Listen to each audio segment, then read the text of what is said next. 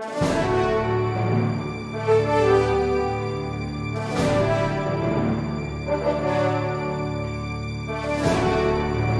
inyong obserbasyon, sa pagdalo ninyo rito bilang testigo, nasusunod pa itong nasa Section 2, no? Na the right of the people to be secure in their persons, houses, papers, and effects against unreasonable searches of whatever nature and for any purpose shall be invited, and so on and so forth, except upon probable cause to be determined personally by the judge after examination, and so on and so forth. Naniniwala po kayo na ito ay nasusunod at hindi nilalabag?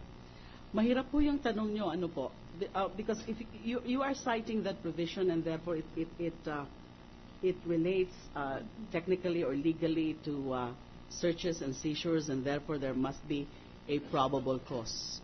Now, baka po ang ibig yung sabihin yung mga pangyayari o yung mga developments po dun sa pag-tackle ng Article 3 or Article 2, na yung mga certain issues that arose because of objections to how certain evidence, or that, no, not evidence, but certain paper as attached to the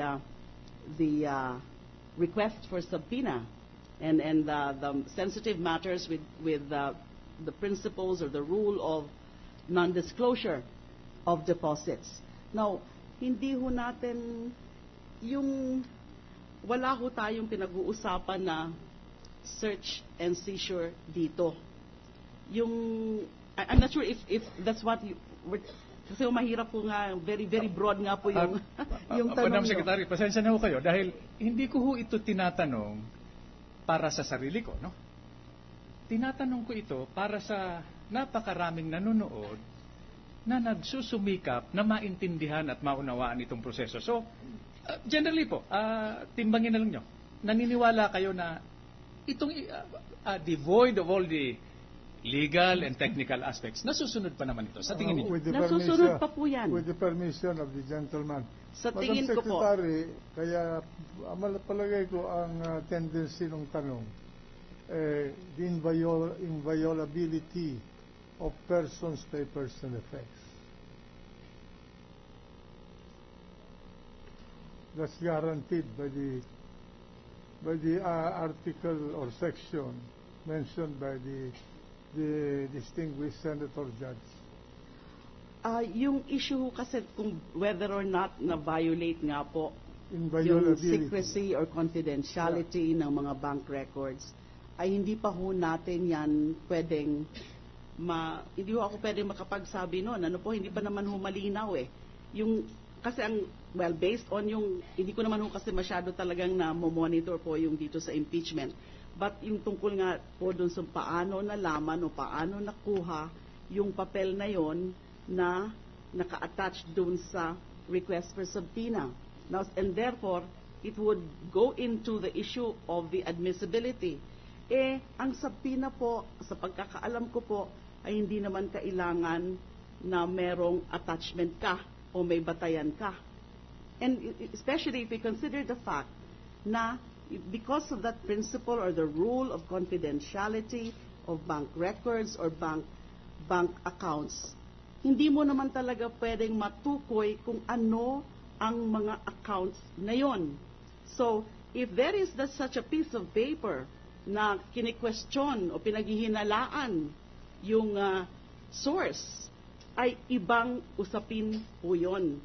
Not with respect to whether or not we can admit the evidence obtained on account of or obtained through the search warrant. Not search warrant, through the subpoena. Wala ho tayong search warrant na pinag-uusapan dito. It's the subpoena. Madam Secretary, eto, panghuling tanong na lang po.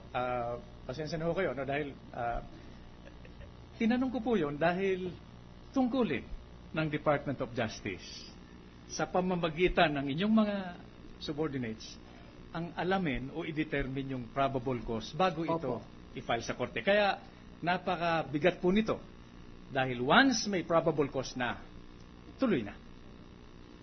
Opo. Opo. Madam Secretary, maraming salamat po sa pasensya ninyo. Thank you, Mr. President. Thank you. Majority Floor Leader. Mr. President, Senator Estrada, may you The recognize gentleman Senator from Estrada. San Juan, the President of the Senate, Senator Jingo Estrada. Thank you. Maraming salamat po, Ginoong Pangulo. Ang aking katanungan lang po ay para sa prosecution panel, si Congressman Dasa.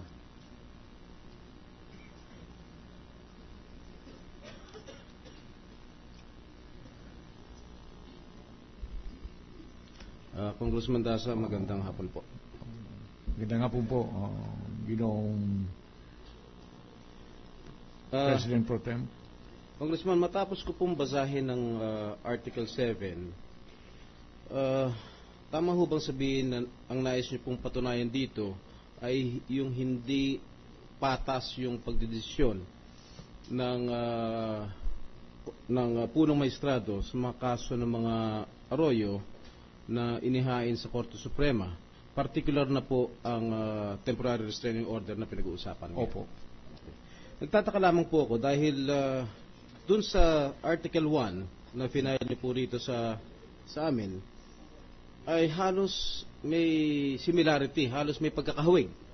Sapagkat ayon sa Article 1, respondent betrayed the public trust through his track record marked by partiality and subservience in cases involving the Arroyo administration from the time of his appointment as Supreme Court Justice, which continued to his dubious appointment as a midnight Chief Justice and up to the present.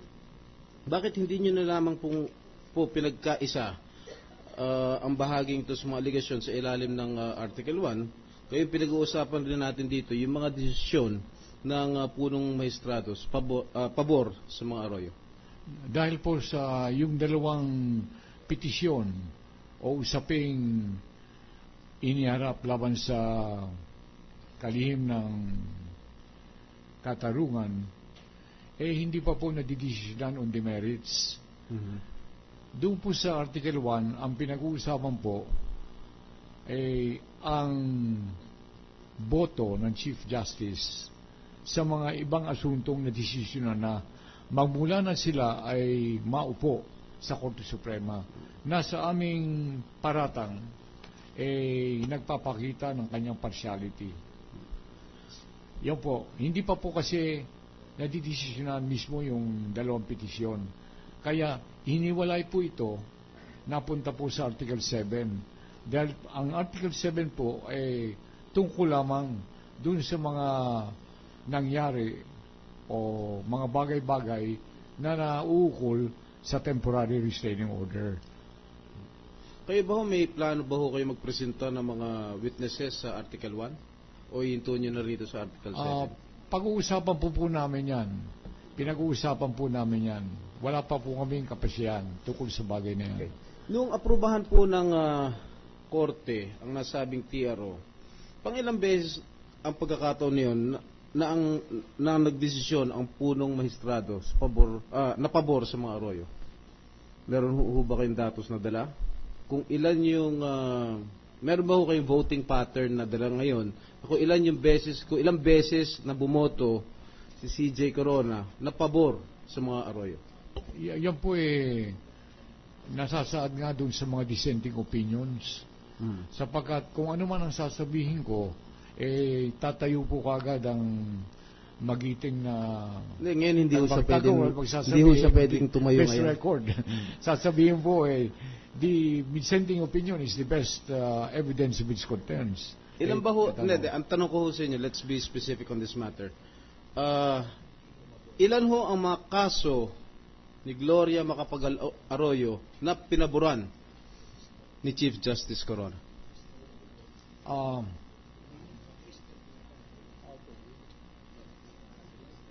Doon po